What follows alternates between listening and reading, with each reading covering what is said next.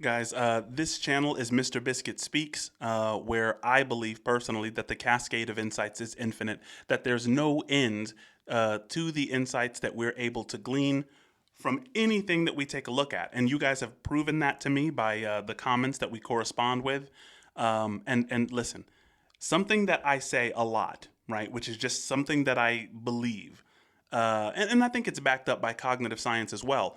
You are a human being, true, but you're also a way of being. You're a series of processes.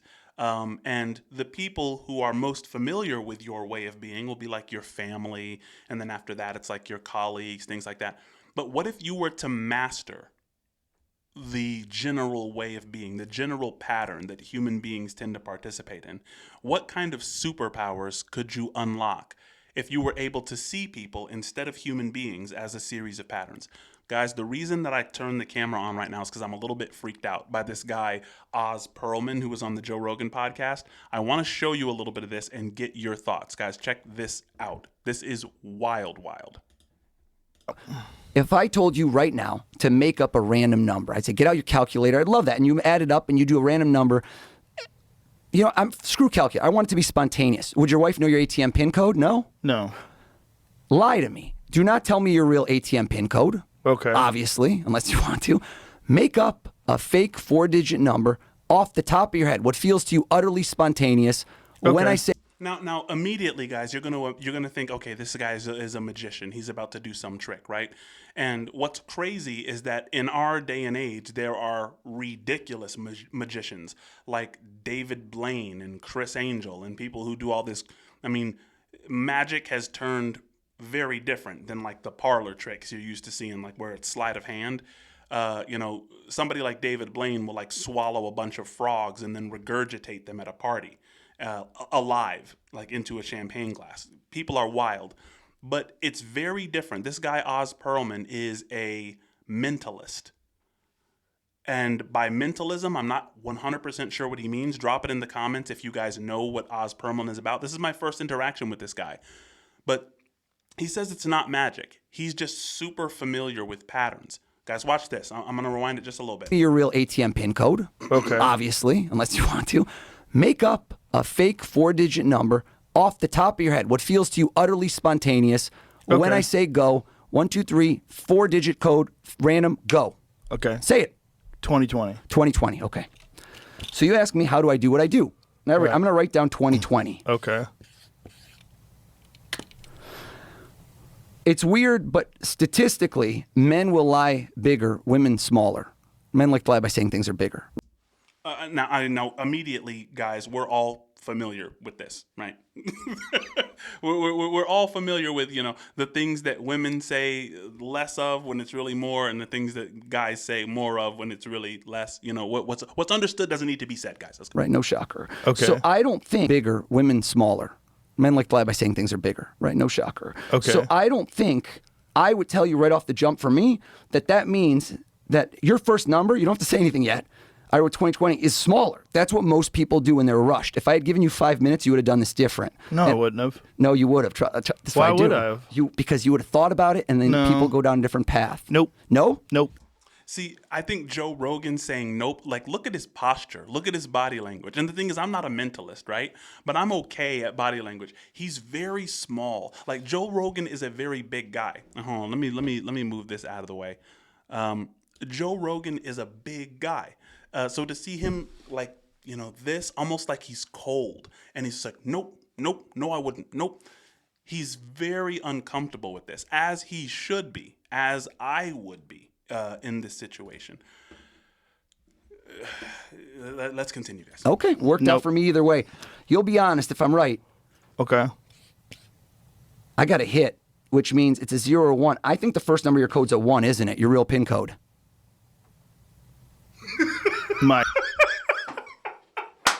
The silence, just the silence itself, and that Clint Eastwood kind of like staring through your soul, and the very cold, you know, very, you know, it's man, he's giving up so much with his posturing, his body language. Hopefully he doesn't play poker like that. He has a bad set of cards. He's like, you know what I mean?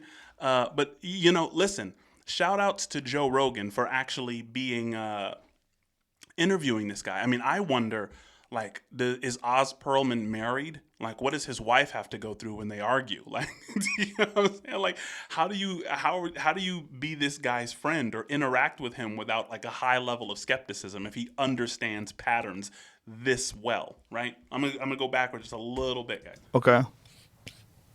I got a hit, which means it's a 0 or 1. I think the first number of your code's a 1, isn't it? Your real PIN code. My ATM PIN code. Why would I tell you that on the air? Should I only show this to you? Sure. Only show it to you. Yeah. Can we acquiesce that the first number I got was correct? Yes. Okay. Now, you did repetition. Yo, Joe Rogan is so freaked out right now that he doesn't know. Like, guys, you have to understand. 10 seconds ago, he just said, "Why would I tell you that on air?" Very serious. He's like, "Why would I tell you that on air? You think I'm crazy?" 5 seconds later, he says, "Can I confirm that is the right answer?" And Joe's like, "Yes." Bro, I'm telling you, I will never go to an Oz Pearlman conference. I will never, you know what I'm saying, bro? I'm scared, guys. Like, I mean, for Joe Rogan to be that serious about committing to the no, why would I share that on air, the first number of my PIN code? And then 5 seconds later, he's like, "Can we just go ahead and confirm that, Joe?" And Joe's like, yes, we can. Yes, that is, it's 1. 1 is the first. So yeah, I like the fact when people, okay. Now, you did repetition. So yeah, I like the fact when people always say to me it's fake when they watch the videos. They're like, "You must have set up." Joe doesn't even want this to happen right now. He had no idea this was going to happen. Right. You used 2 numbers in repeats. What that means is you probably did the same thing. You also didn't use any of the same numbers. So I know there's not a 2, a 0, or a 2 in it. I don't think so either. Mm-hmm. And I'm watching you while I say it. You put the hand up. You might as well have said yes to me out loud. So now I know. Oh, no. Think of the second number. See, that's the thing. This is akin to mind reading, guys. When people say that there's no such thing as mind reading, guys, listen. I study cognitive science, right? And I'm gonna, I have my notes here, my cog sci notes. There's something called conversational implicature, right? So if somebody says, "Are you going to Sarah's party?" and you say, "Well, I've got a lot of papers to grade," you didn't say no, but they infer no based on what you said, even though, you violated the cooperative principle in some sense by not being as honest and direct as you could have been. Guys, mind reading, it's kind of a thing, right? It's kind of a thing. And I'm not saying, the spooky stuff that you see in movies and stories and, telekinesis and all that, but I mean, he's showing us, and maybe I'm on this train because of the Harry Mack videos I was watching. I'm like, how far can the mind expand? What's reality really about at the end of the day? But this is some wild stuff. And shout out to Joe Rogan for subjecting himself to it live on air. 2, a 0, or 2 in it. I don't think so either. Mm-hmm. And I'm watching you while I say it. You put the hand up. You might as well have said yes to me out loud. So now I know. Think of the second number. Okay. Third number, fourth number. Got Every it. time you did it, it's a data point. Okay. I'm only going to ask you one more question. I'm not looking for answers. The last number is the biggest, isn't it? Yeah. Yeah. I'm showing this to you. Is there a camera behind me? I don't want to make sure. I'm only going to show it to you. It's not 2020. How'd I do, Joe? Is that your ATM PIN code? Yeah. That's weird. I'm skeptical because I've got that PIN code in the mail. Now check it out. Look at the posture. He's starting to relax just a little bit, but he's still kind of in this position. When he says he's skeptical, and this is something that I tell people a lot. What you say out of your mouth kind of informs your reality. And so sometimes people will say, "I'm skeptical," and what it really means is I'm a little bit nervous or I'm freaked out a little bit. Saying I'm skeptical, it's like a way of safety going out of your mouth and into your own ears so that your brain knows how to process this thing. So either your brain can say, "I'm far more vulnerable and far less in control than I ever assumed I was." That's option A.